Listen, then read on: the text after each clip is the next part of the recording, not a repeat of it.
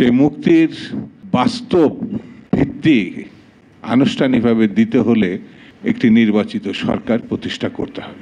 বাংলাদেশে জবাবদিহিমূলক একটি সরকারের দরকার এবং এই জবাবদিহি সরকারের জন্য একটি ভালো নির্বাচনের দরকার এবং এই ভালো নির্বাচনের জন্য বেগম খালেদা জিয়া মৃত্যুর খুব কাছাকাছি থেকে ফিরে এসেছিলেন। তাকে চিকিৎসা পর্যন্ত হাসিনা করতে দেয় নাই, মুক্তি তো দেয় নাই। মিথ্যা মামলায় তাকে নিম্ন আদালতে 5 বছর, উচ্চ আদালতে সেটা বাড়িয়ে 10 বছরের সাজা করেছিলেন। তিনি 6 বছর জেলে ছিলেন। সেই লড়াইয়ে বাংলাদেশ মুক্ত হয়েছে। সেই মুক্তির বাস্তব ভিত্তি আনুষ্ঠানিকভাবে দিতে হলে একটি নির্বাচিত সরকার প্রতিষ্ঠা করতে হবে। এখন যেটি আমাদের গত 16 বছর ছিল না, এখনো নাই। সরকার বলেছে তারা প্রতিশ্রুতিবদ্ধ 26 সালের জানুয়ারি মাসে নির্বাচন করবেন। আমরা সরকারকে অভিনন্দন জানিয়েছি, ধন্যবাদ জানিয়েছি।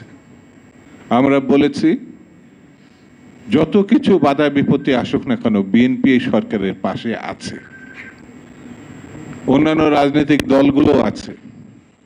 কিছু কিছু খুচরা পার্টি তারা অবৈধভাবে কিছু কিছু মন্ত্রণালয় নিয়ন্ত্রণ করছে এবং সেটাকে নিজেদের সম্পত্তি বলে মনে করছে। আমরা জানি যে নির্বাচন হলে তাদের সম্ভাবনা তো নাই, তাদের ভরাডুবি হবে। সেই জন্য তারা নির্বাচন চাচ্ছে না।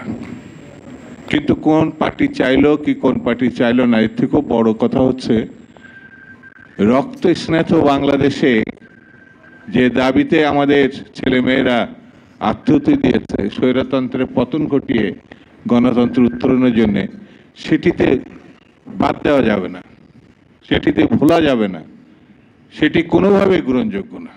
সেই জন্যে বন্ধুরা, আমি বেশি বক্তৃতা করব না। এই আগস্টে দাঁড়িয়ে আমাদের শপথ নিতে হবে যতক্ষণ পর্যন্ত নির্বাচিত সরকার প্রতিষ্ঠা করতে না পারবো ততক্ষণ পর্যন্ত আন্দোলন অব্যাহত থাকবে। এই আন্দোলনের পরিসমাপ্তি হবে না।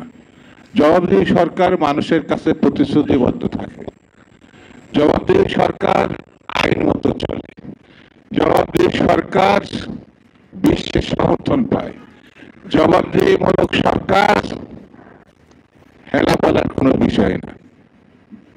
মানুষের ভোটে, মানুষের সমর্থনে, মানুষের ইচ্ছায় পরিচালিত হয়। সেই জন্য আগামী দিনে আমাদেরকে একটি গণমুখী রাজনৈতিক ব্যবস্থা যদি প্রতিষ্ঠা করতে হয় তাহলে অবশ্যই নির্বাচিত একটি সরকার প্রতিষ্ঠা করতে হবে। সেই লক্ষ্যে আমাদেরকে ঐক্যবদ্ধ থাকতে হবে এবং সামনের দিনগুলোতে এগিয়ে যেতে হবে। আমি সকলকে ধন্যবাদ জানিয়ে আমি আমার আজকের বক্তব্য শেষ করছি। খুদা হাফেজ। বাংলাদেশ জিন্দাবাদ।